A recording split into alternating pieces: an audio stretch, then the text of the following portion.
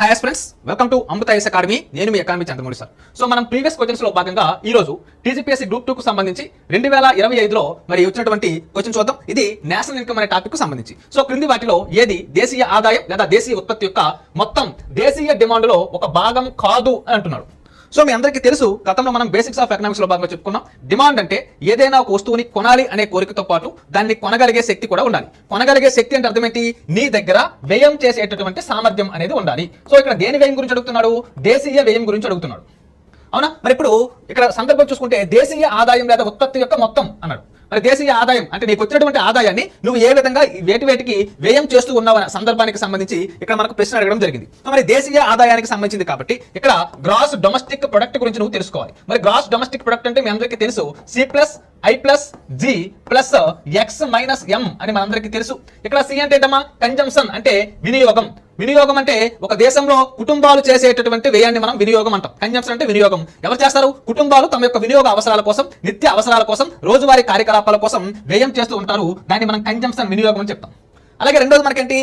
Investment అంటే పెట్టుబడి. ఎవరు పెట్టుబడి పెడతారు? పారిశ్రామిక సంస్థలు పెట్టుబడి పెడతాయి, వ్యాపారవేత్తలు పెట్టుబడి పెడుతూ ఉంటారు. దేని మీద పెట్టుబడి పెడతారు? వస్తు సేవలు ఉత్పత్తి చేయడం కోసం యంత్రాలు, యంత్ర పరికరాలు, భవనాలు, ఎక్విప్మెంట్స్ లాంటి వాటి మీద పరిశ్రమలు ఏవైతే ఉంటాయో వాటిని స్థాపించడం కోసం మీరు ఏం చేస్తారమ్మా? పెట్టుబడి అయితే పెట్టడం జరుగుతుంది.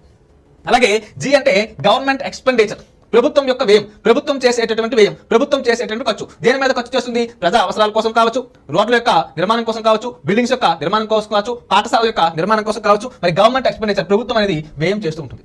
అలాగే ఎక్స్ అంటే ఏంటమ్మా? ఎక్స్పోర్ట్స్ అంటే ఎగుమతులు. ఎం అంటే ఏంటమ్మా? ఇంపోర్ట్స్ అంటే దిగుమతులు. ఇక్కడ ఎక్స్పోర్ట్స్ ఏదైతే ఉంటుందో అది దేశీయ డిమాండ్ లో భాగం కాదు, కానీ ఇంపోర్ట్స్ అంటే మనకి దేశీయ డిమాండ్ లో భాగంగా చెప్పుకోవచ్చు. సో ఇంపోర్ట్స్ ని దేశీయ డిమాండ్ లో భాగంగా చెప్పుకోవచ్చు, ఎక్స్పోర్ట్స్ మనం దేశీయ డిమాండ్ లో భాగంగా చెప్పుకోం. ఎందుకంటే మనం ఎగుమతి చేస్తూ ఉన్నాం, వారికి నచ్చితే వారు దిగుమతి చేసుకుంటారు, కాకపోతే లేదు అనే అంశాన్ని మనం ఇక్కడ గమనించాలి. సో ఇప్పుడు దీని ఆధారంగా ఇక్కడ మనం ఆన్సర్ చేద్దాం. ఫస్ట్ చూడమ్మా, కుటుంబాల వినియోగ వ్యయం అంటే కన్జంప్షన్.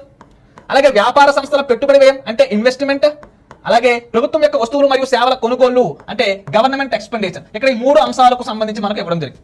అలాగే ఇతర దేశాల నుంచి నికర రుణాలు అన్నాడు. ఇది కాదు.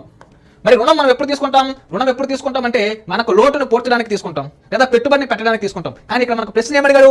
దేశీయ డిమాండ్ కు సంబంధించి ఒక భాగం కాదు అన్నాడు. ఇది దేశీయ డిమాండ్ కు సంబంధించింది కాదు కాబట్టి, ఇతర దేశాల నుంచి తీసుకునే నికర రుణాలు దేశీయ డిమాండ్ లో భాగం కాదు కాబట్టి ఇక్కడ 4 మనకు ఆన్సర్ అవుతుంది. ఈ విషయాన్ని మీరు ఇక్కడ గమనించాలి. అయితే ఇక్కడ నికర రుణం అంటే ఏమిటి సార్ అంటే మనం ఇతర దేశాలకు రుణం ఇస్తాం, అలాగే ఇతర దేశాలు మనకు రుణాలు ఇస్తూ ఉంటాయి. మరి వీటి మధ్య వ్యత్యాసాన్ని మనం ఏమంటాం సార్ అంటే నికర రుణాలని పిలవడం జరుగుతుంది. వీడియో నచ్చిందా? అయితే లైక్ చేయండి, షేర్ చేయండి. ఈ వీడియోపై మీ యొక్క అభిప్రాయాన్ని కామెంట్ రూపంలో తెలియజేయండి.